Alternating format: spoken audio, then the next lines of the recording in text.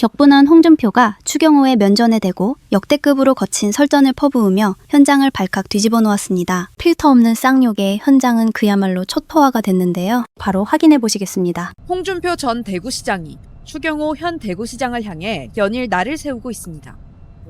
홍 전 시장은 페이스북에 추경호를 뽑으면 대구 미래 100년 사업은 모두 무산될 거라고 했다면서 정부와 기업이 합작 투자하는 수천조 사업에 대구는 단돈 1원도 가져오지 못했다고 비판했습니다.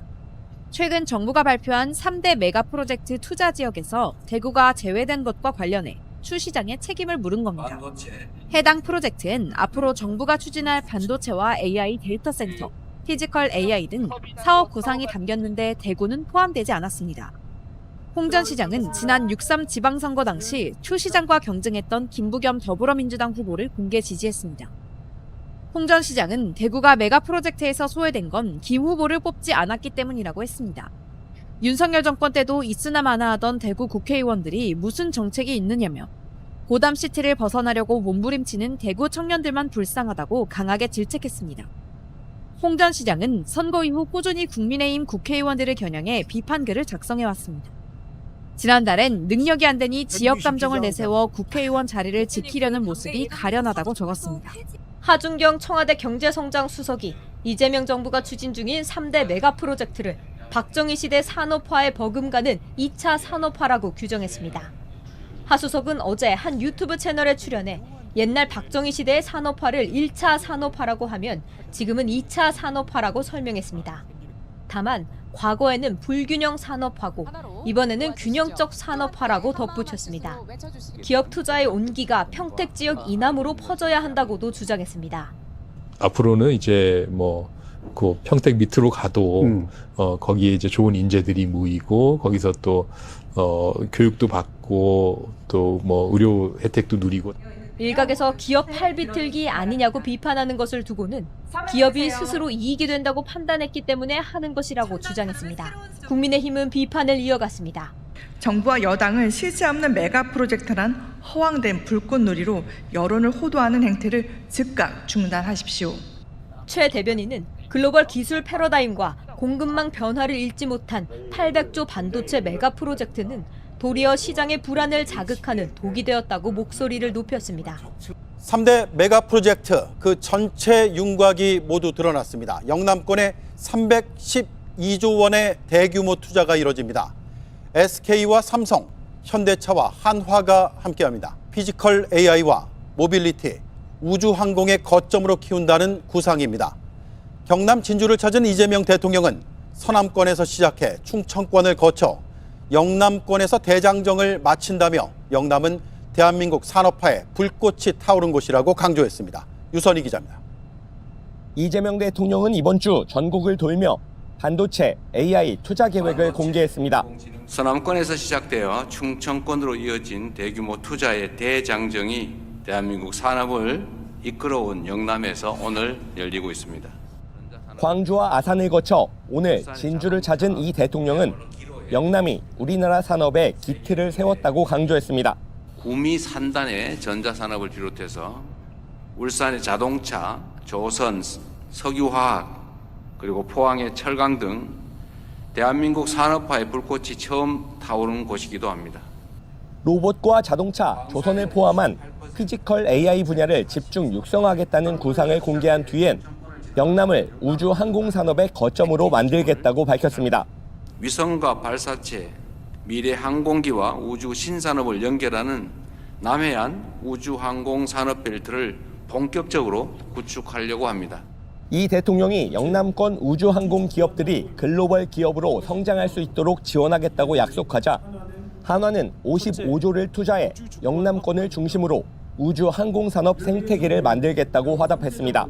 지역 인재가 지역에서 배우고 지역 기업이 세계 시장에 도전하고 지역 생태계가 대한민국의 미래를 담보하는 이런 선순환 구조야말로 SK는 140조를 투자해 영남에 아시아 최대 AI 허브를 만들겠다고 했고 삼성 60조, 현대차 42조 등 총 312조 규모의 투자 계획이 공개됐습니다. 구윤철 경제부총리는 축구공을 들고 나와 속도를 강조했습니다. 공을 잡았을 때 확실한 속도전으로 점수를 내야 합니다. 지금 AI, 반도체의 공이 대한민국에 굴러왔습니다. 머뭇하시겠습니까? 청와대는 2년 안에 서남권 반도체 클러스터 기반 공사를 마무리하겠다고 밝히는 등 연일 속도전을 언급하고 있습니다. JTBC 유선입니다. 312조 원을 투자하는 영남권 메가 프로젝트는 반도체와 AI 데이터 센터, 피지컬 AI는 물론이고 AI 기술을 활용해 도로와 하늘, 우주로까지 우리 산업의 공간을 무한 확장한다는 구상을 담고 있습니다. 영남권 최대 도시인 부산과 대구뿐 아니라 창원과 울산, 구미 등 도시들의 강점을 살려 각각을 첨단 산업 허브로 키우겠다는 전략입니다. 임지수 기자입니다. 지상 10cm급 물체까지 식별하는 관측위성 64기. 이 위성들이 수집한 정보를 분석하는 고도 400km의 우주 AI 데이터 센터. 그리고 한국판 스타링크로 불리는 저궤도 통신위성 192기로 실시간 전송망을 완성합니다. 한화가 총 55조 원을 투자해 창원을 비롯한 영남권을 기반으로 조성하겠다고 밝힌 우주항공 생태계의 청사진입니다. 한화는 독자 발사체를 통해 우리 힘으로 우주에 오르는 수송 능력을 확보하겠다는 포부도 밝혔습니다. AI 영토를 우주까지 확장하는데 한화가 앞서 나가겠습니다. 영남권과 함께 대한민국의 우주 주권을 확보하고 국방 AI를 통해서 대한민국의 새로운 엔진이 되겠습니다. 삼성전자는 영남권에서 60조 원대 투자로 20만 개 일자리를 만들어내겠다고 밝혔습니다. 특히 과거 삼성전자 가전과 애니콜 신화를 쌓아올린 구미 지역의 제조 역량 위에 휴머노이드 양산 체계와 AI 데이터 센터를 구축하겠다는 계획입니다. 영남을 AX와 로봇이 중심이 된 글로벌 피지컬 AI의 혁신 클러스터로 조성하는 데 총력을 다하겠습니다. SK는 울산 등 영남권에 140조 원을 투자해 아시아 최대 AI 데이터 센터 허브를 조성한다는 구상입니다. 전폭적인 지원에 발맞춰 AI로 새로운 경부고속도로를 만들어 가도록 하겠습니다. 현대차그룹은 미래 도로를 누빌 AI 기반의 자율주행 차량을 세계 최대 완성차 공장 지역인 울산을 중심으로 대구, 창원까지 거점으로 육성하는 데 42조 원을 투자합니다. JTBC 임지수입니다. 대구 공방전. 자, 지금 수백조 원대 규모의 반도체 투자가 발표된 이후에 대구가 소외가 됐다면서 국민의힘 대구 정치권에서는 서로 남 탓, 서로 내 탓을 하고 있는 모습인데 대구 북갑 국회의원이죠. 우재준 최고위원 자신의 SNS에 전 대구시장의 고립적인 리더십도 책임이 많다. 대구시장을 마치면서 서울 시민으로 돌아가겠다고 했던 홍준표 전 시장이라고 얘기를 하면서 이제 와서 대구가 배제된 것은 유감이라고 얘기를 하는데 저런 무책임한 한마디가 분노를 일으킨다. 홍준표 전 시장을 저격했습니다. 홍 전 시장은 호남에 반도체 투자하는 게 맞다는 입장으로 보이는데 그러자 전직 대구시장이 그렇게 말할 수 있냐 이런 반발을 한 것 같네요. 내부에서 계속 그런 경쟁이 나오고 있는 거죠. 그런데 두 사람은 이미 한 차례 날카로운 그 독설 공방을 주고받은 바가 있습니다. 앞서서 우재준 최고위원이 전직 시장이 남의 일처럼 얘기하고 있는데 혹시 이 대통령에게 잘 보이고 싶어서 그러냐라고 비판을 했습니다. 그러자 홍준표 전 시장, 우재준 최고를 향해서 지명직 국회의원 따위가 감히 나를 비난하느냐? 국회의원도 아닌 한동훈 개파 졸개 주제라고 또 독설을 날렸습니다. 알겠습니다. 잘 들었습니다. 이성대 기자 수고했습니다.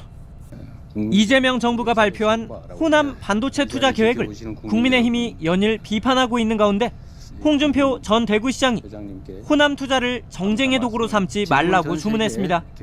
앞서 국민의힘 내에선 대통령의 말만으로 부족한 전력과 물이 생길 수는 없다며 호남이 반도체 투자에 유리한 입지가 아니란 취지의 주장이 쏟아졌습니다. 반도체 산단의 막대한 전력 수요를 감당할 수가 없습니다. 즉 호남의 재생 에너지가 풍부해서 반도체가 그 지역으로 가야 한다는 당위성은 인정될 수 없다는 이야기입니다. 이를 두고 홍 전 시장은 물이 부족하면 수자원을 확보할 수 있는 인프라를 구축하면 되고 전기가 부족하면 SMR 건설을 통해 산업용 전기를 보완해주면 된다며 그런 대형 산업들은 최소 10년 이상 걸리는 국토 대개조 사업인데 그걸 지금 정쟁으로 삼는 건 마치 경부고속도로 건설 때 반대하던 야당의 모습과 다를 바 없다고 날을 세웠습니다.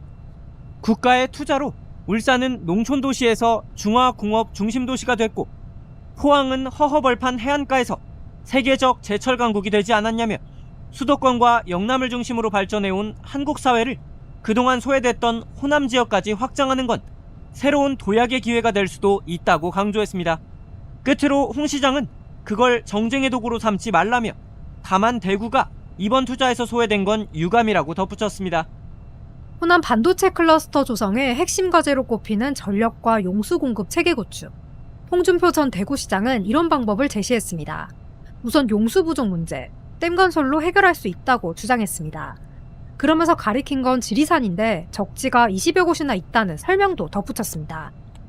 또 지리산 부근에 내리는 자연수들이 장마철에 남해로 모두 흘러내려가는 안타까운 현실에 댐 건설을 제안했지만 박근혜 정부는 들은 척도 하지 않았다며 당시 정부 대응을 비판하기도 했습니다. 전력의 경우엔 SMR, 소형 모듈 원전 건설로 우려를 해소하자고 했습니다.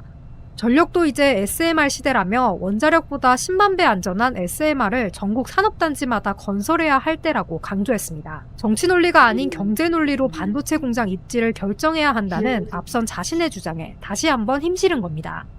비슷한 목소리는 새누리당 당대표를 지낸 이정현 전 의원 입에서 나왔습니다. 이 전 의원은 AI 시대 반도체 공장은 태양광과 해상풍력만으로는 한계가 있고 원전 추가 건설과 SMR 도입도 검토해야 한다고 주장했습니다. 공업용수에 대해서도 보성강, 섬진강 수자원 개발을 통해 대량의 용수 확보 방안을 마련해야 한다는 점을 짚었습니다. 서남권에 800조 원 규모의 투자 계획을 발표한 이재명 대통령이 하루 만에 직접 광주를 찾았습니다. 삼성전자와 SK하이닉스의 사장단도 함께했습니다. 이 대통령은 정치인들의 보여주기식 쇼가 아니라 진짜라는 것을 꼭 보여드리고 싶다고 강조했습니다. 지난 1년여 동안 가장 보람 있는 일이고 이를 통해 영호남의 격차를 조금이나마 줄일 수 있게 돼 기쁘다고 했습니다. 이 대통령은 충청권, 영남권의 발전 비전도 차례로 공개할 계획입니다. 저 소식 유선희 기자입니다. 이재명 대통령은 오늘 광주에서 열린 서남권 국민보고회에 참석했습니다. 삼성전자, SK하이닉스와 함께 4,700조 규모의 투자 계획을 발표한 다음 날 800조 반도체 투자가 집중된 호남을 직접 찾은 겁니다. 그냥 정치인들이 하는 정책쇼 보여주기가 아니고 진짜구나 꼭 보여드리고 싶어요. 새로운 반도체 클러스터 부지로 호남을 선택하는 과정에 정부의 압력은 전혀 없었다고 수차례 강조해온 이 대통령은 추진하는 시점에 대해선 함께 상의했다고 밝혔습니다. 영연 다 끝내고 으로는 그렇게 하시겠지만 지금 수요가 너무 폭증하니까 동시에 추진합시다. 이렇게 말씀을 드려서 동의하셨죠? 또 지역 균형 발전의 토대가 될 이번 투자 계획을 성사시킨 게 지난 1년여 재임 기간 동안 가장 보람 있는 일이라면서 이 호남에 대규모 투자를 하실 수 있도록 좋게 말하면 유도, 좀 심하게 얘기하면 유인, 억압 강요는 하지 않았습니다. 어쨌든 정부의 정책을 잘 조정해서 이런 환경을 만들어내고 기업의 결단을 이끌어낸 이 일이 가장 보람이 있는 일입니다. 호남 지역에 대한 각별한 애정을 드러내기도 했습니다. 배제되고 서럽고 소외됐지만 그럼에도 불구하고 민주주의를 지켜왔죠. 그 결과가 대한민국이 산업화에 이어서 민주화를 이뤄내고 이 대통령은 충청권, 영남권 발전 비전도 차례로 공개할 계획입니다. JTBC 유선입니다. 정부가 호남권에 제2의 반도체 생산기지를 조성하고 삼성전자와 SK하이닉스가 전남 광주통합특별시에 총 800조 원을 투자한다고 밝히자 국민의힘 내에선 정치적 목적에 따른 지역 갈라치기라는 비판이 나왔습니다. 광주 전남이 수천조 반도체 투자의 최적지라는 거 누구 판단으로 그렇게 결정을 하신 겁니까? 인프라도 제대로 갖춰지지 않은 광주 전남에 정치적으로 반도체를 밀어붙이고 반도체 특구인 구미는 이제 뒷전으로 물러나게 되었기 때문입니다. 특히 대구와 경상북도 지역 국회의원들과 지자체장은 긴급 기자회견을 열고 반발했습니다. 이대로 가만히 있다가는 대구 경북이 말라 죽을지도 모른다는 위기감을 느꼈기 때문입니다. 지역 균형 발전이 아니고 지역 차별 발전입니다. 지역 간 갈등과 불신을 키우는 국가 균열 발전에 가깝습니다. 영남과 호남을 또다시 갈라치는 정치적 결정이었다는 비판을 피하기 어려울 것입니다. 그러자 홍준표 전 대구시장은 대구 지역 국회의원 등을 가리켜 반도체 투자 발표에 시비를 걸고 있지만 모두 자업자득이라고 평가했습니다. 또 대구가 쇠락한 건 지역 정치인들 탓이라며 일할 줄도 모르고 머릿속이 텅 빈 니들이 국회의원이라고 폼 잡고 으스대고 설치고 다녔기 때문이라고 꼬집었습니다. 홍 전 시장은 과거 대구의 섬유 산업이 쇠락할 때 산업 개편을 시작했어야 하는데 대구 정치인들은 아무것도 하지 않고 자리만 지켰다며 대구 미래를 위해 김부겸을 지지했다고 덧붙였습니다. 청와대에서 발표되는 호남 반도체 클러스터를 놓고 야권과 보수 언론의 비판이 이어지자 이재명하고 당부했습니다. 그러면서 윤석열 정부에서 이미 최우수 등급을 받았던 계획이란 점도 강조했습니다. 최규진 기자입니다. 이재명 대통령은 야당에서 호남 반도체 클러스터의 용수 부족과 기업 투자 강요와 특혜 의혹 등을 잇따라 제기하자 정치적 목적으로 지역 갈등을 조장하는 일은 자제해달라며 거듭 반박에 나섰습니다. 이 대통령은 박정희 정부 시절 수도권과 영남 중심의 선택과 집중 전략이 산업화 성과를 냈지만 극단적 수도권 집중이란 부작용도 나왔다고 지적했습니다. 그러면서 국토 균형 발전과 지방 차별, 영호남 갈등 완화를 위한 국가적 대의와 대승적 협조가 필요하다고 강조했습니다. 또 이 대통령은 이 계획이 2023년 윤석열 대통령 재임 시 국민의힘 정부에서 이미 공식화됐다고 재확인했습니다. 당시 국가 첨단 전략산업 공모에서 호남이 시스템 반도체용 차세대 패키징 특화단지 육성 계획으로 최우수 등급을 받았다는 겁니다. 내일 청와대에서 열리는 대한민국 대도약 3대 메가 프로젝트 국민보고회에선 호남권 반도체 클러스터 조성을 포함한 정책과 투자 계획이 발표될 예정입니다. 행사에는 이재용 삼성전자 회장과 최태원 SK그룹 회장 등이 참석한 가운데 투자 규모가 1,000조 원에 이를 수 있다는 관측도 나옵니다. JTBC 최규진입니다. 호남 반도체 클러스터를 놓고 정치권은 공방을 이어갔습니다. 국민의힘은 이재명 대통령이 어제 돼지 눈엔 돼지가 보이는 법이라고 적은 글이 국민을 모욕한 거라고 반발했습니다. 민주당은 호남으로 가면 정치적 압박이고 경북으로 오면 균형 발전이냐고 되물었습니다. 김태형 기자입니다. 국민의힘은 오늘 논평을 통해 이재명 대통령을 강하게 비판했습니다. 반대 의견을 제기하는 국민을 대지로 받아들여질 수 있는 표현으로 또다시 논란을 자초했습니다. 이것이 과연 국민을 통합해야 할 대통령의 언어입니까? 어제 이 대통령이 소셜미디어에 부처 눈에는 부처가 보이고 돼지 눈에는 돼지가 보이는 법이라고 쓴 글을 반박하고 나선 겁니다. 최보인 국민의힘 수석 대변인도 정부의 호남권 반도체 투자 발표를 두고 우려를 표하는 것은 당연한 상식이라고 지적했습니다. 야권 일각에서는 다른 목소리도 나왔습니다. 홍준표 전 대구시장은 호남의 반도체 단지가 가는 것을 반대하지 않는다며 정략적 조치가 아니라 국토균형 발전을 위해 필요하다고 주장했습니다. 지방선거에서 전남 광주특별시장 국민의힘 후보로 출마했다가 낙선한 이정현 전 후보는 호남 반도체 검증에 동의하지만 검증의 시작 자체를 위축시키는 방향이 돼서는 안 된다고 호소했습니다. 민주당은 야당의 호남 반도체 클러스터 비판 의도를 경계했습니다. 임세은 민주당 선임 부대변인은 호남으로 가면 정치적 압박이고 경북으로 오면 균형 발전인가라며 정치적 딴지 걸기라고 지적했습니다. JTBC 김태형입니다. 정부의 반도체 투자 계획이 아직 공식적으로 발표도 안 됐는데 정치권의 최대 쟁점으로 떠올랐습니다. 보수 언론에서 호남의 물 부족 문제를 거론하자 이재명 대통령은 물이 부족한 지역에 계획할 만큼 어리석지 않다고 반박했습니다. 국민의힘 안철수 의원은 이 대통령을 직권 남용 혐의로, 민주당은 안 의원을 허위사실 유포 혐의로 고발하겠다고 했습니다. 오원석 기자입니다.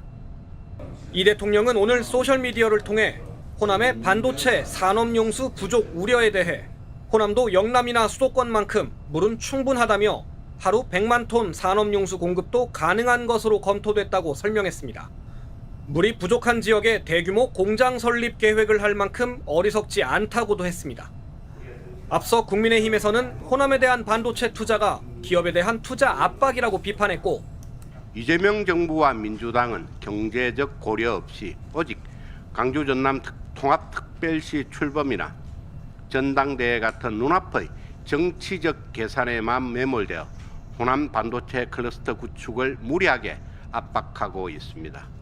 조선일보는 오늘 부족한 물 문제를 해결하기 위해 호남의 농업용 저수지에서 끌어올 판이라고 했습니다. 이 대통령은 부처 눈에는 부처가, 돼지 눈에는 돼지가 보이는 법이라며 이런 비판을 직격했습니다. 앞서 안철수 국민의힘 의원은 청와대가 주도해 특정 지역을 점찍어 투자를 요구하는 것은 명백한 직권 남용이라고 비판했습니다. 더불어민주당은 엄호에 나섰습니다. 대통령이 기업의 팔을 비틀어 억지로 투자를 강요한 것이 아닙니다. 전력과 용수 등 기반시설 설치를 적극적으로 지원하는 등 합법적이고 전폭적인 인프라 확충 계획을 마련하고 있습니다. 민주당은 안 의원을 허위사실 유포 혐의로 고발 조치하겠다고 했고, 안 의원은 호남 반도체가 발표되면 청와대로 고발장을 배송하겠다고 맞섰습니다. JTBC 오원석입니다. 호남 지역에 공업 용수가 부족하다는 우려에 대해서 김성환 기후에너지 환경부 장관은 하루에 약 100만 톤 이상의 용수를 확보할 수 있다고 반박했습니다. 전문가들은 기업 입장에선 온실가스를 줄일 수 있다는 게 호남을 선택하는 큰 요인이라고 봤습니다. 자세한 내용 박상욱 기자입니다. 김성환 기후에너지 환경부 장관은 영산강과 섬진강의 유역 면적이 한강이나 낙동강보다 작지만 7개의 댐이 있다며 하루 약 100만 톤 이상의 용수를 확보할 수 있다고 밝혔습니다. 삼성전자 DS 부문의 지난해 연간 취수량은 1억 7,901만 톤, 하루 평균 50만 톤 가량으로 김 장관의 설명대로라면 공급 가능한 수준입니다. 또 친환경 에너지는 반도체 기업들이 호남행을 택하는 주요 요인으로 꼽힙니다. 수출 시장에서 온실가스 배출량이 변수로 커지는 가운데 삼성전자 반도체 부문이 지난해 제품 생산 과정에서 직접 배출한 온실가스 양보다 전력 사용에 따른 간접 배출량이 2배 이상 많았습니다. 이미 해외 공장 대부분이 아리백을 달성한 만큼 국내에서도 재생에너지 확보 없이는 온실가스의 추가 감축이 사실상 불가능한 겁니다. 지난해 전남의 태양광 발전량은 약 8.1테라와트시로 광주까지 포함하면 전국 태양광 발전량의 4분의 1가량을 생산했습니다. 반도체 클러스터엔 최소 10기가와트에서 최대 20기가와트의 전력이 필요할 것으로 예상됩니다.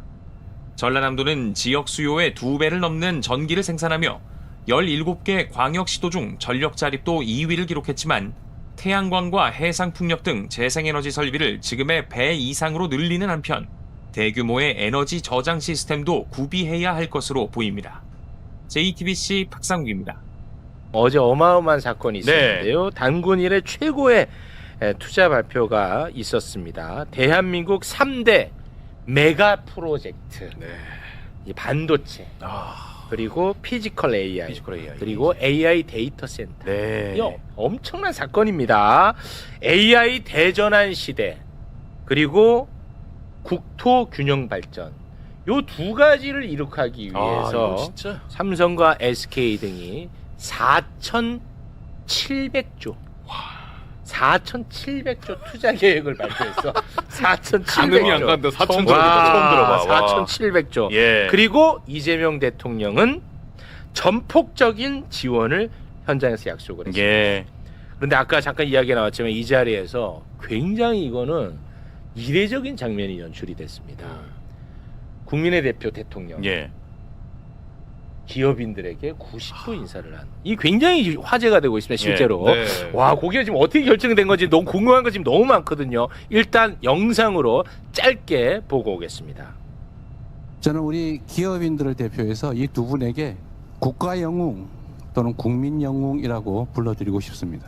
기업이 이익을 위해서 활동하기도 하지만 국가 공동체의 미래를 위해서 활동할 수도 있다는 점을 확실하게 증명했습니다. 더 나은 조건을 갖추고 있는 해외로 나갈 수도 있겠지요.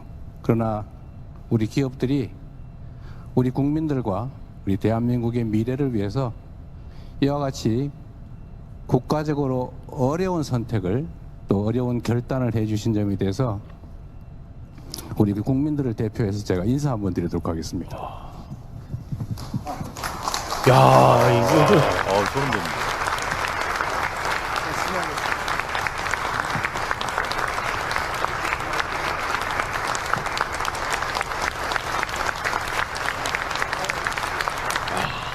와, 소름 돋는다 이거. 저런 장면 처음 보네요 진짜. 회장들이 죽을 맛이야.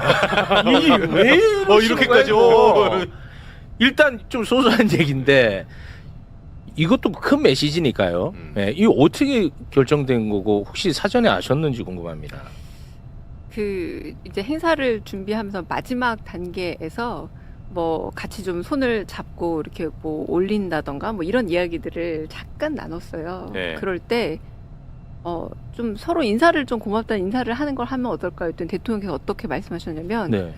나는 큰절을 하고 싶은데 라고 말을 하셨어요. 기업인한테? 네네, 내가 큰절하고 싶은데서 그 큰절까지는 하지 마시고 그냥 서로 정중하게 인사하면 어떨까요? 네. 요 정도만 서로 얘기를 나눴는데 마음이 그 정도 마음이었던 겁니다. 아까 우리 최욱 앵커께서 말씀하셨지만 네. 국토 균형 발전과 이거는 우리나라의 공간적인 일이잖아요. 네. 시간적으로 이제 미래의 먹거리 산업으로서의 어떤 AI 그렇습니다. 산업 이거를 교차해서 만들어 가는데 뭐가 꽁이 먼저나 닭이 먼저나 그러니까 알이 먼저나 닭이 먼저냐 할 수도 있어요. AI를 먼저 해야 국토 균형 발전을 하지. 국토 균형 이거를 한꺼번에 응축해서 하는데 제일 중요한 거는 이게 어느 정도의 지금 숫자가 1조에 0이 몇 개 들어가시는지 아시죠? 숫자에 밝으시니까. 저 출처 박지 않은데. 12개 들어가더라고요. 1조에 12개가 들어가요. 0이 12개 들어가더라고요. 그러니까 계속해서 김용범 정책실장이 어떤 말을 하셨냐면 예.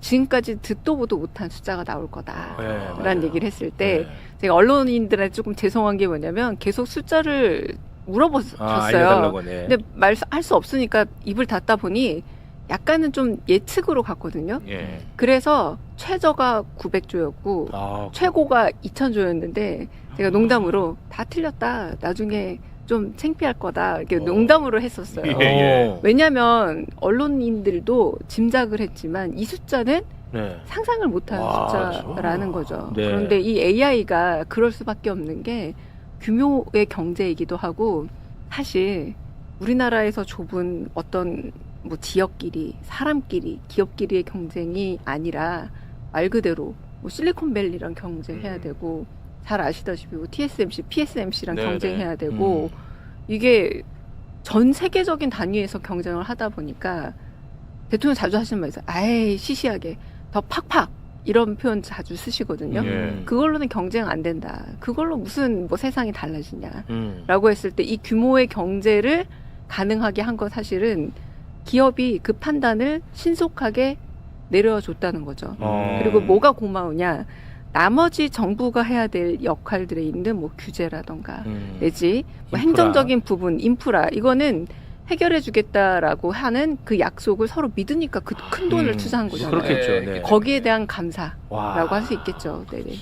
와. 기업 입장에서도 신뢰가 없으면은 쉽게 결정. 결정 못하지. 왜냐면 네. 그렇습니다. 많이 들어가니까. 네. 와. 근데 이제 이게 투자 계획 발표였는데 이게 좀 임기 내에 하는 건지 아니면 임기 끝나고 하는 건지 아니면 하기는 또 진짜로 하는 건지 이런 이제 생각은 가질 수 있잖아요. 거기에 대해서는 어떤 답을 줄 수 있습니까? 지금 최대한 속도를 내서 일단 이 구체적인 모습들을 보여줄 수 있다. 그러니까 그냥 이를테면 말로만 하다가 이런 계획이 있다로 끝날 일은 아닌 겁니다. 첫째 가장 용인에서 지금 진행되고 네. 있는 네. 반도체 클러스터 같은 네. 경우는 기업이 직접 발표도 했잖아요. 확 당겨버리겠다. 네, 속도를 엄청 낸다고 속도를 하던데요. 내겠다라고 네. 말했고 네. 이게 또 가능한 것 중에 하나가 사실은 다른 지역이 기회가 더 있는 이유이기도 한데요. 가령 지금 서남권이라고 부르는 그곳은 광주와 전남이 통합이 돼서 뭐 5조에서 20조 정도 사이에 여력이 생겼거든요. 맞아요. 행정적으로. 네. 그래서 거기에 간 것도 크단 말이에요. 그 얘기인즉슨 뭔가 준비만 되면은 다른 곳에서조차도 동시다발적으로 더 갈 수 있다라는 얘기이기도 하고 이걸 막연하게 뭐 100년 대계 이렇게 먼 미래가 아니라 정말 이 되게 중요한 세계와의 경쟁이라고 제가 말씀을 드린 이유는 뭐냐면 속도도 매우 중요하거든요. 예. 그래서 정말 짧은 시간 안에 많은 결실들을 낼 수 있는 방향으로 가게 될 겁니다. 아, 그렇습니까? 네. 임기 내로 그럼 정리하겠습니다. 저희는. 임기 내에 결실이 있을 겁니다. 그러니까 임기 내. 전체 다 결실을 다 맺는다라기보다 임기 내부터도 결실을 볼 수 있을 겁니다. 임기 내. 네. 야, 너 축구 얘기할 때마다 이 얘기야. 네. 임기 내야. 이게 핵심이야. 전체가 제가 전부 다 완성이란 말씀은 안 드렸습니다. 좀 과장 좀 하죠.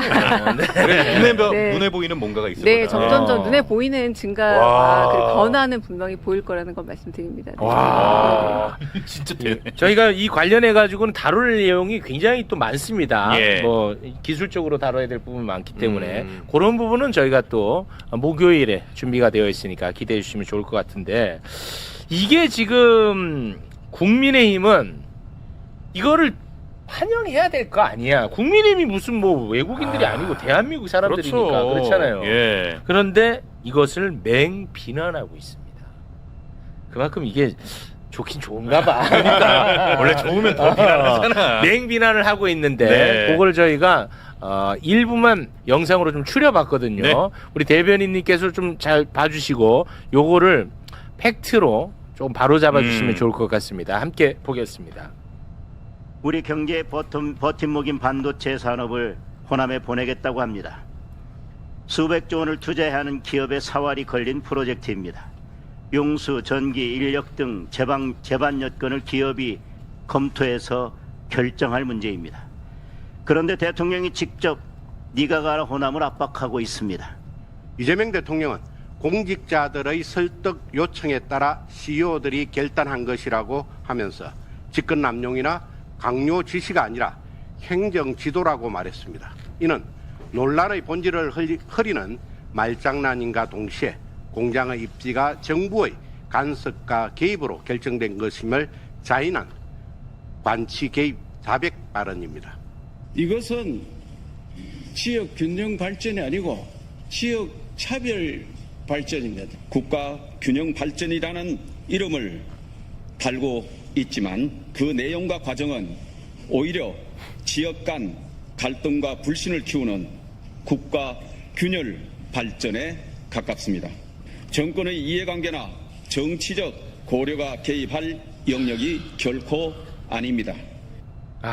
정말 괜히 충격적인 반응인데, 뭐 기업을 비틀어 가지고 호남으로 보냈다라는 네, 얘기야. 그러니까 직권 남용이고 지역 차별이고 뭐 그렇다는 건데, 우리 대변인님께서 요거 조금 정리를 한번 해주시죠. 가장 제가 드리고 싶은 말씀은, 기업이 투자를 하는데 아무리 비튼다고 그렇게 손해 보는 일을 당연하죠. 당신이 직접 나서서 하는 일은 없다라는 거고요. 오늘 국무회의에서 대통령님이 좀 재밌는 말을 해서 검색어에 올라간 말이 조족지혈이라는 게 검색어에 올라가기도 했는데, 역사적으로도 누적된 다른 지역의 투자들을 다 합쳐 본다면 이건 세 발의 피다. 이건 그렇게 많지 않다. 근데 또 이런 말씀도 하셨어요. 예전에 김대중 대통령께서 당선되셨을 때 어떤 말씀을 하셨냐면, 그때 막 IMF 때문에 저희가 혼란스러운 시기였잖아요. 네. 나를 이 중요한 시기에 쓰기 위해서 운명이 좀 더디 나에게 기회를 준 모양이다라는 말씀이 제가 너무 기억에 남았어요. 저는 호남에도 같은 말을 하고 싶습니다. 가령 지금 지대를 지출해서 이런 파운드리 공장이라든가 그 펩 시설들을 만들어야 하는데, 제가 단적으로 예를 들어볼게요. 굉장히 과밀하고 비싼 도쿄나 홍콩 같은데 갈 수 있겠습니까? 절대 못 가죠. 하지만 우리가 다른 조금 더 우리가 활용할 수 있는 공간이 많이 있는 그런 나라들을 눈여겨 보잖아요. 뭐 가령 뭐 베트남이라도 아직 좀 더 여유가 있는 공간들을 보는 이유는 왜예요? 거기서 훨씬 더 여유가 있기 때문에 우리가 그럴 만한 여러 가지 지대 구입이라던가 그런 부분에서 투자 여건이 마련이 되는 거죠. 되려 이 도적지혈로 지금까지 조금은 외면당했던 게 어쩌면 여기여야만 하는 지금 필연적 이유가 되기도 그렇습니다. 합니다. 생각해보세요. 용인만 하더라도 굉장히 늦어진 이유 중에 하나가 그런 부지 마련도 쉽지가 않았던 거고요.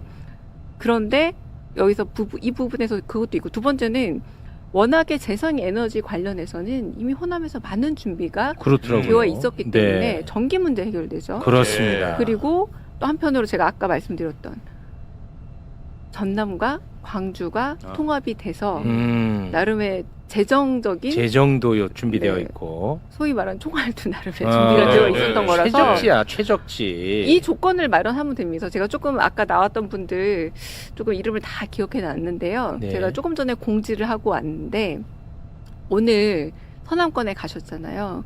곧 있으면 충청권에 직접 가시거든요. 누가요? 대통령께서. 아, 네. 그래서 요 발표를 좀 세부 사항을 더 하게 됩니다. 예. 아. 그리고 영남권도 가게 될 거예요. 네. 오늘 그 아까 봤던 분들 중에 몇 분이나 오나 한번 아. 보겠습니다. 아. 왜냐하면 아, 예. 적극적인 또 지원 의사와 또 나름대로의 그런 통합 의사 그리고 행정적인 여지를 보여주면 1차거든요. 숫자가 좀 안 맞을 거예요. 4,700조 네네네. 정도인데 왜 아직 이 정부 발표가 다 4,700조에 닿지 않았을까? 예, 맞아요. 여지가 있고요. 아. 2차, 3차도 남아 있고요. 지방 정부와 여러 가지 협조가 잘 되면. 잘 되고 그렇지. 오시나 안 오시나 보고. 아이고, 아니, 그 약간 네. 약간 농 비슷하게 말씀하셨지만, 네. 아니, 당연히 협조가 잘 돼야 사업이 추진이 되죠. 그렇죠. 네, 그런 부분에서 네. 더 마련하고 더 준비하시면 충분히 다른 지역에 지금 여전히 기회가 남아있다는 말씀드리겠습니다. 아, 최적지야. 부지, 그렇죠. 에너지. 그리고 이제 물인데, 조선일보는 이 물이 많이 필요한데 지금 호남에는 물이 없다고 또 난리를 쳤어요. 조선일보가. 네. 근데 이것과 관련해서 어제 수자원공사 사장이 이걸 또 깔끔하게 정리해서 이야기를 하더라고요. 네. 그거를 우리 또 조선일보에게 한번 바쳐봅니다. 함께 보겠습니다. 저희들이 서남권에 확보하고 있는 댐 중에서 현재 여유량하고 일부 조정량을 하면 40만 톤에서 50만 톤 정도 됩니다. 현재 상태로? 예, 현재 상태로 저희 수자원공사만 단독으로 공급할 수 있는 물량이, 그리고 타 기관, 그러니까 지자체가 가지고 있는 댐, 그리고 발전용 댐, 그리고 농업용 댐을 활용을 하면 충분히 30만 톤 이상 활용이 가능합니다. 또 하수 제용만 해도 광주 하수 처리장이 60만 톤 일일 되거든요. 그 중에서도 충분히 확보할 수 있는 물량이 있고요. 그리고 필요하면 기부하고 협의해서 댐 증고를 일부 하면 또 추가 여유량을 확보할 수가 있습니다. 그래서 이 자리에서 분명히 말씀드리지만 서남권의 용수 공급에는 차질이 없도록 하겠다. 대통령님 계신 데서 말씀을 드리는데 용수 문제는 수자원공사가 확실히 해결할 테니 용수 문제는 걱정을 하시 마셔라, 이런 말씀을 드리고 싶습니다. 깔끔하게 정리돼. 요거 짜고 한 거 아닙니다. 즉흥적으로 발언권 기회 받고 즉흥적으로 나오는 겁니다. 네. 요거는 뭐 사실 뭐 부연할 것도 없을 것 같은데. 부연할 거 없고요. 그렇죠. 네. 그런데 아까 우리 말했잖아요. 이거 좀 흠잡기가 어려워. 그래서 지금 경제 6.29 선언 아니냐라는 지금 커뮤니티에 말이 돌고 있어요. 그 6.29 선언으로 완전히 민주화가 바뀌었던 것처럼 요번 이 발표로 인해서 한국의 미래 먹거리라든가 미래가 바뀔 것 같은 정말 아주 중요한 퀀텀 모먼트다라고 하는 의미에서 그런 이름이 붙었는데 그러다 보니 이제 반대 논리로서 이제 요거 제가 비서실장 말을 조금 인용을 할게요. 사실은 특정 언론사를 지칭하긴 했습니다만 보수 언론의 프레임이다라는 표현을 썼거든요. 그러니까 뭐든 좀 반대하고 싶고 한편으로는 좀 발목 잡고 싶은 말씀이긴 한데 좀 수자원공사 사장의 말을 그렇습니다. 좀 믿어야 되지 않을까 싶습니다. 그러니까 이렇게 지금 과도한 비난이 계속 이어지다 보니까 이재명 대통령이 이 과도한 비판, 이건 좀 아니지 않느냐 하는 차원에서 SNS를 하나 올렸어요. 그거 잠깐 좀 띄워주시겠습니까? 부처 눈에는 부처가 보이고 돼지 눈에는 돼지가 보이는 법입니다. 내가 생각하고 행동하는 것처럼 타인도 그럴 것이라고 생각하는 경우가 많습니다. 이것과 관련해 가지고 요거는 뭐 존재하는 현상이니까 요거는 조금 말씀을 좀 확인을 하고 가도록 하겠습니다. 유시민 작가에 대한 비판으로 해석하는 분들이 그거 있었어. 많더라고요. 근데 아니라고 청와대가 입장을 냈거든요. 요거는 그래도 또 어렵게 나와 주셨으니까 우리 수석 대변인님의 말씀으로 뭐 또 다시 그 공지 제가 썼습니다. 그러니까요. 제가 써서 봤어요. 사실 저 말씀을 여러 번 하신 말씀이에요. 이번에 처음 하신 말씀 많이 쓰는 표현이에요. 아니고 그래서 뭐 돼지 눈에는 돼지가 보이고 부처 눈에는 부처가 보인다는 건데 처음에는 그날 워낙에 내일 발표할 우리 입장에서는 내일 아직은 모든 게 다 비밀에 있고 그렇죠. 언론에서는 숫자도 못 맞추고 있었던 네. 이 상황이었지만 내일 발표할 이 부분에 대해서 미리 좀 김빼기 기사들도 꽤 나와 있었던 상황이었어요. 네, 맞아요. 네. 오해가 있을 만한. 그래서 그 바로 직전에 또 모 언론의 기사를 하나 대통령께서 걸어놓은 것도 있었고 그래서 그 부분에 대해서 이제 바로 이제 요 글을 올리고 나머지 6개를 거의 관련된 걸로 맞아요. 올렸거든요. 예. 이제 그럼에도 불구하고 워낙에 좀 마음 아프지만 그 함께 모든 한 방향을 봤던 분들 사이에 오해가 있다 보니까 지금 좀 안 좋아요. 상징적인 말이다 보니까 상징은 또 한편으로는 또 해석의 자유가 있는 거잖아요. 예. 그래서 제가 조금 서둘러서 이건 그런 의미가 아니다. 그리고 저로서 얼마나 답답했겠어요. 내일 이게 뚜껑이 열리면 완전 다른 얘기가 제가 설명할 필요도 없을 텐데 뚜껑을 열기 전이라 아직 개봉은 못 하겠고 네. 이제 설명은 잘 못 드리겠지만 그럼에도 불구하고 이거는 곧 있게 될 여러 가지 AI와 관련된 투자에 대한 이야기니 오해를 하지 않았으면 좋겠다라고 제가 직접 공지를 내게 된 거죠. 네. 그 공지 내실 때는 대통령과 소통 후에 내시는 겁니까? 대통령에게 그 소통을 그 약간 업무 비밀인데. 아, 비밀이에요? 네, 뭐냐면 당연히 소통을 하긴 합니다만 네. 그 대답이 없을 때도 있으시죠. 네, 근데 그럴 땐 보통 오케이라고 해서 진행을 합니다. 그럼 이번 사안은? 당연하죠. 이거는 저 청와대 대변인은 제가 네. 의원 시절이나 혹은 작가 시절하고 달라서 네. 이런 게 말 그대로 대통령의 허락 없이 불가능하죠. 입장을 낼 수 없다. 그럼요. 그럼 저 여기 못 있어요. 됐다. 네네네. 됐어. 깔끔합니다. 근데 그 지금 뭐 내부 갈등으로 굉장히 시끄럽고 그런 상황인 거는 뭐 모를 수도 없고 당연히 아실 텐데 그거를 좀 지금 청와대에서는 무겁게 지금 받아들이고 있나요? 어떻습니까? 당연히 제가 조금 비유적인 표현을 한번 썼어요. 네. 그래도 그 말도 또 약간 오해하시려고 하는 분들이 있는데 제가 네. 농담으로 안나카르이나 얘기하면서 첫 문장이 모든 행복한 가정은 비슷한 이유로 행복하고 불행한 가정은 갖가지 이유로 불행하더라. 그러니까 뭔가 한번 오해가 생기고 다툼이 생겼을 때 그리고 이건 전 지지율도 마찬가지라고 봅니다. 네. 지지율이 잘 될 때도 갖가지 이유가 있지만 지지율이 좀 떨어졌을 때도 갖가지 분석들이 나오거든요. 뭐 그렇죠. 네. 근데 행정을 담당하고 있는 청와대 입장에서는 그 모든 말들을 다 유심히 듣고 귀담아 들을 수밖에 없습니다. 그중에 어떤 것들은 취사 선택해서 듣고 요걸 것 같아라고 하나의 판단으로 할 수는 없지만 하지만 해결 방법은 저희가 명확하게 선택을 해서 가야 되죠. 그렇죠. 그게 바로 저희는 민생 경제였던 거예요. 네. 그래도 이 복잡다단한 와중에서 일하는 정부로서 일을 잘해 나가서 결국 대한민국의 미래와 그렇습니다. 그리고 균형 발전의 모습을 보여주고 네. 그래서 조금 다친 마음도 다시 열고 그리고 또 화난 마음도 다시 달래고 이런 모든 것들은 결국은 우리 하는 말이잖아요. 본업 존잘. 본업을 잘해서 결국은 우리는 뚜벅뚜벅 조금 늦은 걸음이지만 갈 수밖에 없겠다라고 선택을 해서 이번 주 내내가 제가 아까 말씀드렸죠. 대통령이요.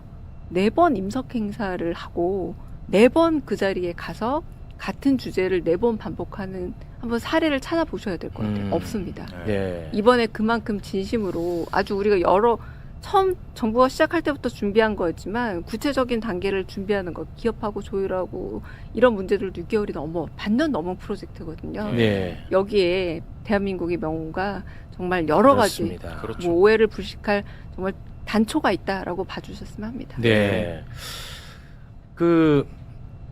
막 전직 대통령 막 혐오하고 뭐 이런 분위기가 굉장히 좀 심각하다고 저는 개인적으로 보거든요. 전 비판할 수는 있다고 봐요. 그런데 막 혐오하고 막 이거는 안 된다 이런 생각을 갖고 있는데 내일 이제 문재인 전 대통령과 이제 오찬이 있지 않습니까? 그 이후에 아까 그 박지원 의원님이 그 이후에 좀 기류가 많이 달라질 거다. 이 갈등 수습의 첫 단추로 보면 될 것 같다. 이렇게 말씀하셨는데 그렇게 저희가 좀 알고 있으면 오늘 제가 좀 숙면 취할 수 있을 것 같은데요. 최욱 앵커님 말씀에 굉장히 동의하는데 전직 대통령에 대한 모욕뿐만 아니라 현직 대통령에 대한 모욕도 안 됩니다. 안 되죠. 그러니까 서로 네. 그걸 혹여라도 네. 저는 좀 가슴 아픈 게 뭐냐면 최근에 아주 어린 세대들 보면은 좀 우리가 약간은 놓쳤던 부분이 너무나 그 낮은 자세를 즐겨 하셨던 노무현 대통령이 나에 대한 욕 해도 돼 라고 하셨었잖아요. 나에 대해서 뭐 네, 대통령 욕을 할 수 있는 거지 뭐 이런 비거라도 내가 먹고. 너무나 관대한 태도를 가지시다 보니 제가 좀 가끔 놀랄 때 보면은 너무 어린 친구들이 의미도 모르고 가끔 멸칭어를 그건 쓸 심각한 때가 거죠. 있어요. 예. 그래서 저는 그런 일테면 여러 가지로 독이 될 수 있는 말은 전직을 떠나서 네. 누구에게도 써선 아유, 안 되는 당연하네. 말이다라는 걸 먼저 너무 말씀을 당연한 꼭 말씀이죠. 드리고 싶고 네. 그리고 그런 멸칭어에 엄청난 상처가 패이신 분이 사실 지금 이재명 대통령입니다. 맞아요. 네. 당신이 오죽하면 그 입을 얘기를 하면서 웃을 때도 있거든요. 뭐 이런 멸칭 있잖아. 네. 우리가 다 지켜봤잖아. 그런 부분에 가장 큰 상처가 있으신 분이기도 하고요. 맞아요. 네. 그래서 내일은 사실상 세상에 존재하고 있는 여러 뭐 상처들도 있고 뭐 어떤 갈등들도 있겠지만 매우 상징적인 부분으로 해소되는 아주 마법 같은 순간들이 있거든요. 네네. 그러니까 기대하고 있는 부분들이 많이 있을 거라 생각하고 네. 저는 이 두 분이 만나서 뭐 민주진영 내에 가야 할 길도 얘기하지만 저는 대통령으로서 두 분 다 우리나라가 가야 될 방향 그리고 지금 정부가 출범한 지 한 360일 넘었는데 그 와중에 중동 전쟁이 100일이 넘더라고요. 저희가 그리고 기억나시죠? 작년 내내 전반기에는 미국 관세랑 싸우고 아 맞아요. 그리고 중동 전쟁이랑 싸우고 녹록치가 않습니다. 맞아, 이 맞아. 녹록치 않은 상황에 대해서 저는 두 분이 경험과 그리고 또 한편 성찰을 나누는 네. 그래서 결국은 대한민국 국민에게 되게 도움이 되는 시간이 되지 않을까 싶습니다. 네, 알겠습니다. 네. 곽종근 특전사령관이 국회에서 증언을 했었죠. 12월 4일 10시 30분에서 10시 40분 사이 윤석열이 직접 전화해서 지금 의결 정족수 아직 안 채워진 것 같다. 빨리 문을 깨부수고 들어가서 안에 있는 인원들을 끄집어내라 라고 윤석열이가 직접 지시를 했다는 거예요. 그런데 과연 10시 30분에서 10시 40분 사이 대체 윤석열이가 의결 정족수가 채워지지 않았던 사실을 어떻게 알았을까? 이게 저의 핵심 궁금증이었잖아요. 그렇죠. 처음부터 그랬지. 진짜 처음부터 얘기했잖아. 네. 그런데 그 부근에 12월 4일 10시 45분 국회 본회의장 장면이 공개가 됐습니다. 사진 하나 보고 가겠습니다. 자, 이 사진이 공개가 됐는데요. 계엄 해제 요구안 표결에 참석하지 않았던 국민의힘 의원 한 명이 눈에 딱 들어옵니다. 바로 신동욱인데요. 신동욱이 누구냐? 그냥 국회의원이 아니에요. 추경호 원내대표와 함께 일을 하는 원내 수석 대변인입니다. 그런데 이 자가 실제 계엄 해제 요구안 표결에 참석을 하지 않았어. 그런데 국회에는 떡하니 있잖아. 계속 안에 있었어요. 그런데 이 본회의장 바로 옆에 추경호는 원내대표실에 있었어. 그러니까 신동욱이가 카운팅해가지고 숫자세로 들어온 거죠. 추경호한테 보고했던 것 아닌가? 이런 의심이 되는 거예요. 합리적인 의심이죠. 당시 비슷한 시각에 있었던 의원들이 신성범, 박수민, 주진우 의원 이런 의원들이 있었는데 이분들은 다 투표에 참여했거든요. 네. 근데 신동욱 의원은 불참했습니다. 그러니까 더 의심을 받는 거죠. 신동욱이 그냥 국회의원이 아니라 원내 수석 대변인. 네, 맞습니다. 그러니까 추경호와 소통하는 사람, 함께 호흡하는 사람인 거야. 근데 하필이면 옆에 바로 옆에 추경호 있었고 네. 이 사람은 표결에 참석 안 했고, 안 했고. 근데 45분 봤더니 있고. 어떻게 할 거예요? 그러게 말이에요. 자, 그리고 이걸 다시 그러면 재구성을 한번 해볼게요. 자, 윤석열이 10시 30분에 계엄 선포를 합니다. 그 직후 국민의힘 의원들이 들어가 있는 텔레그램 방도 난리가 났더라고. 이번에 이게 공개가 됐거든요. 그 텔레그램을 잠깐 올려주시겠습니까? 이걸 봤더니 국민의힘 의원들도 난리가 난 거야. 야, 우리 본회의장 가야 되는 거 아니냐. 이 계엄은 말도 안 됩니다. 이거 지도부가 빨리 나서서 이거 진화해야 됩니다. 우리 이거 빨리 국회 가가지고 이거 빨리 중단시켜야 됩니다. 난리 났어. 그런데 추경호 원내대표는 여기에서 말을 한마디도 안 해. 맞습니다. 추경호. 네, 전혀 얘기를 등장 안 안 해. 하더라고. 그리고 추경호 원내대표가 국민의힘 의원들한테 의총 장소를 고지를 하는데 5번을 바꿔. 네. 그렇죠. 계속 혼선을 줘. 그리고 추경호 원내대표가 0시 29분과 38분에 우원식 국회의장에게 전화를 해서 표결 시간 좀 늦춰달라고 얘기를 해. 네. 이 딱딱 맞아 떨어지잖아. 어떡할 거예요? 나는 이제는 이 추경호 큰일 난 것 같은데. 아니 그러니까 추경호 의원이 지금까지 계속 몰랐다는 거 아니에요? 네. 사전에 계엄 몰랐다. 계엄 발동을 몰랐다는 거 아니에요? 어떡할 거야? 큰일 났어. 그럼 윤회 입장에서 돌아가 봐. 국회를 지금 해산시키는 전체 공작 과정에서 자당 의원 중에 믿을 만한 사람에게 여러 가지 정황의 정보 보고를 하라고 얘기하지 않는 게 너무 이상한 거 이상하지. 아닙니까? 근데 한편으로는 다 얘기할 수는 없어. 왜냐? 그러니까. 한동훈의 기에 들어갈 수도 있거든. 그렇죠. 그렇기 때문에 보안은 지키면서 누군가에는 반드시 얘기를 했어야 되지 않겠습니까? 그러니까 이 내란의 공동 정범 가운데 국힘 의원들을 빼놓을 수는 없는 거예요. 핵심이기 때문에 국회 해산이. 네. 근데 추경호가 가장 이제 의심스러운데 추경호조차도 단독으로 행동할 수가 없다고. 분명히 어떤 일군에 팀이 있었단 말이에요. 지금 네. 저 사진에 포착된 뭐 신동욱이라든지 더 있었을 거라고. 근데 190명이 표결에 참여했다는 건 국힘의원 10몇 명도 동참했다는 얘기인데 18명 동참했습니다. 내부적으로도 의견이 갈려 있었던 건데 네. 표면적으로 당대표 한동훈은 계엄 막아라 이거였던 거 아니에요. 네. 그러니까 내부적으로 자기가 믿을 만한 사람들에게 윤회 하명이 가 있었던 거고 계속된 소통이 있는 거죠. 아니 그리고 그냥 무작정 우리가 추정하는 게 아니라 그간의 추경호가 보인 모습이 있잖아요. 네. 그러니까 한동훈 꼴 보기 싫으면 추경호만 불러가지고 밥 먹이고 술 먹이고 한 게 여러 번 있었잖아요. 그리고 한동훈이가 뭔가 용산에 대해서 배치되는 얘기를 하면 그 자리에서 면박을 주고 뒤집는 게 항상 추경호였고. 예. 그래서 저 사람 왜 저러냐라고 했을 때 추경호는 윤 정부에서 출세한 사람이에요. 네. 관료 출신인데 경제부총리를 윤 정부에서 바로 맡았고 끝나고 나서 또 원내대표가 됐고 가장 잘 나가는 사람이죠 어떻게 보면. 네. 근데 이 말씀도 조금 저 그렇긴 합니다만 수준이 낮은 얘기긴 합니다만 윤이 검찰에 있을 때부터 학벌을 되게 따지거든요. 꼬레지가 서울대 나왔다고. 근데 추경호가 고대 경영학과 출신이에요. 그런데 TK라는 이유만으로 윤의 신뢰를 산 것 같아.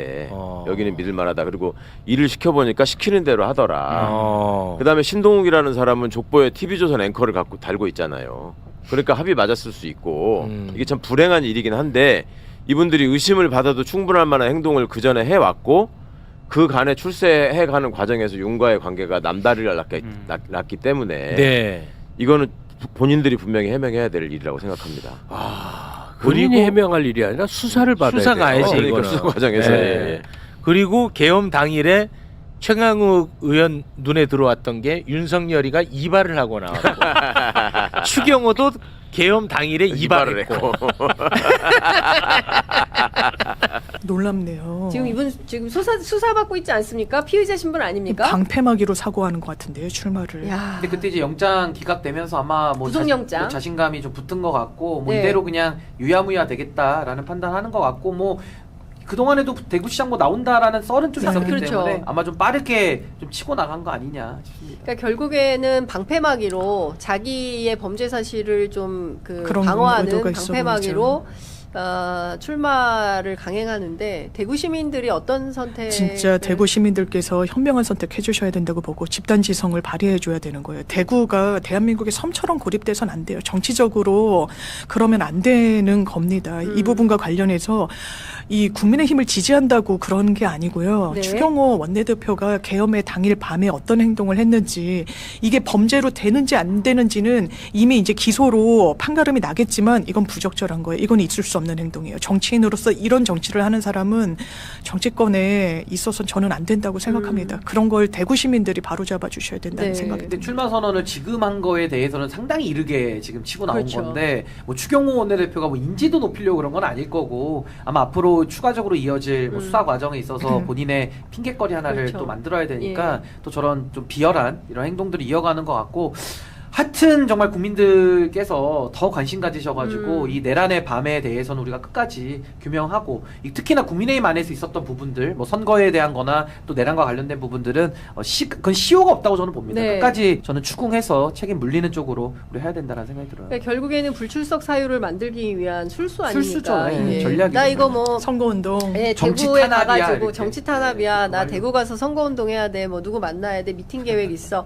뭐 이런 거. 그러니까 불출석 사유. 이렇게 되면 뭐 그냥 유야무야 실종될 수 있기 때문에 이제 그런 방법을 선택하는 거다. 근데 과거에 많이 있었어요. 이런 게. 근데 더 이상 그런 것들이 통용되지 못하도록 특히 내란과 관련해서는 절대 그런 일이 없도록 확실하게 단죄해야 된다. 그래야 우리가 반민특위의 그 교훈을 제대로 알고 우리 대에 반드시 내란을 종식하자라는 게 작년 이맘때 구호였습니다. 근데 그때와 또 다른 상황이 펼쳐지고 있고 이렇게 특검의 수사 결과 발표가 너무 황당해가지고 이렇게 그냥 유야무야 될 거라면 그 돈 쳐들여가지고 왜 우리가 특검을 한 건가? 쳐들여. 아 죄송합니다. 에코가 너무 격앙돼가지고 화가 나시니까. 이렇게 왜 우리 국민 피 같은 국민 세금을 이렇게 써야 되냐? 이 돈을 왜 여기다 써야 되냐라는 생각이 좀 드는 거고. 그럼 2차 특검 해가지고 제대로 안 되면 또 3차 특검 해야 되겠나? 그 돈 또 써야 되겠나? 이렇게 생각이 좀 되는 겁니다. 맡은 바 책임을 다한다는 게 얼마나 중요한데. 근데 저는요 돈도 돈인데 제가 아까 초반에 좀 분노가 나는 이유가 오늘 완전 분노 폭발이야. 아니 정말 그때도 신인규. 아니 시청자분들의 마음으로 제가 지금 여기 서 있으면서 그런 생각이 드는 거고 네. 아니 이게 뭐 돈 들여서 돈 아까운 것도 당연히 화가 나죠. 근데 더 국민들이 화가 나는 건 뭐냐면은 오히려 이게 추경호 등등등 이 범죄 혐의자들에 대해서 지금 특검이 면죄부를 주는 것과 똑같아요. 근데 면죄부를 주게 되면은요 그 다음이 문제인 게 아까 반민특위 얘기했잖아요. 반민특위 실패하고 나서 대한민국이 어떻게 됐습니까? 더 퇴행되고 더 망가지잖아요. 반동이에요. 그러니까 저놈들이 더 치고 나오는 거예요. 저도 그게 제일 더 문제라는 떳떳해지고 거예요. 맞습니다. 과거보다 목을 한 3cm는 더 치켜들 겁니다. 그러니까 그 꼴을 미리 예상하니까 정말 피가 거꾸로 솟는 심정이고 아니 우리가 반민특위 얘기도 여기서 몇 번 했습니까? 그러니까 잘하자고 한 거잖아요. 근데 결국은 또 안 돼. 그럼 대한민국은 그 반민특위의 역설적 어두운 교훈을 영원히 벗어날 수 없는 건가? 이제 그런 자괴감과 절망감 속에서 이 좀 분노감이 올라오는 거거든요. 그러니까 이래서는 안 반동이 되는 거죠. 있다는 게 저는 그게 가장 지금 화가 나는 부분인 그렇죠. 겁니다, 사실. 예.